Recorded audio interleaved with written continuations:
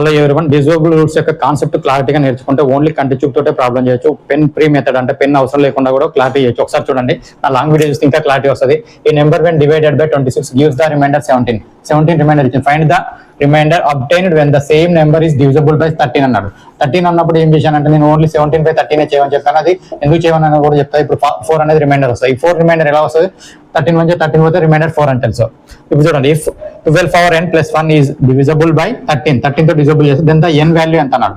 ఎప్పుడైనా ఈ పవర్లలో odd number ఉంటే దానితోటి డివిజిబుల్ అయితే అన్న ఈ ఆడ్ మాత్రమే ఉంటుంది. ఓన్లీ 1 అంటే 1 నాట్.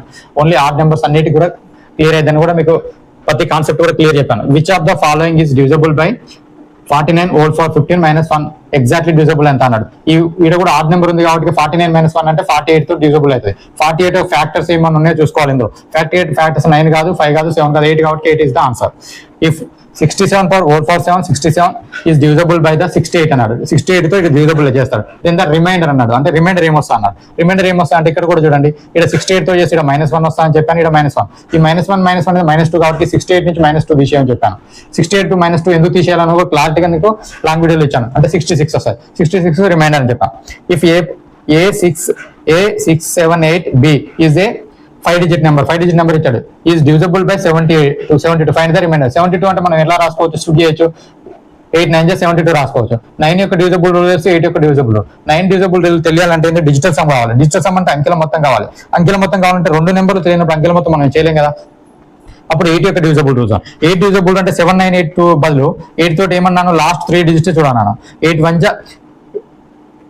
9 అంతా 72గా. 8 9 72 అన్నప్పుడు మళ్ళీ ఏమవుతుంది? 7 అవుతుంది. 7 మిగులుతుంది. అంటే 7 ఇక్కడ బి బదులు మళ్ళీ ఒక నెంబర్ పోవాలంటే ఇక్కడ ఆప్షన్ లో చూడండి. 3 ఉంటే పోతుందా? 73 పోద్దా? 1 ఉంటే పోద్దా? 71 పోద్దా? 2 ఉంటే పోతుంది. అంటే 72 పోద్ది. మళ్ళీ 8 9 72 పోవడానికి ఆస్కారం ఉంది. అంటే 72 డివిజిబుల్ అయింది కాబట్టి నెంబర్ మొత్తం డివిజిబుల్ అయింది. అంటే లాస్ట్ 3 డిజిట్స్ చూడాలని నాకు తెలుసు. అయితే ఇప్పుడు మనకి ఏం తెలిసింది?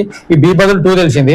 ఇక్కడ మనకి ఇప్పుడు ఏం తెలిసినట్టు? ఇప్పుడు A6 7 9 2 అనేది ఇప్పుడు మనకు ఈ ఆప్షన్ ప్రకారంగా ఈ 8 డివిజిబుల్ రూల్ ఇస్తుంది. ఇప్పుడు మనకు డిజిటల్ సమ్ కావాలి. డిజిటల్ సమ్ ఏం కావాలి మనకు? 9 డిజిటల్ సమ్ అంటే 9 కావాలి. ఇప్పుడు చూడండి, 9 కు 9 క్యాన్సిల్ చేసుకోవచ్చు అన్నాను.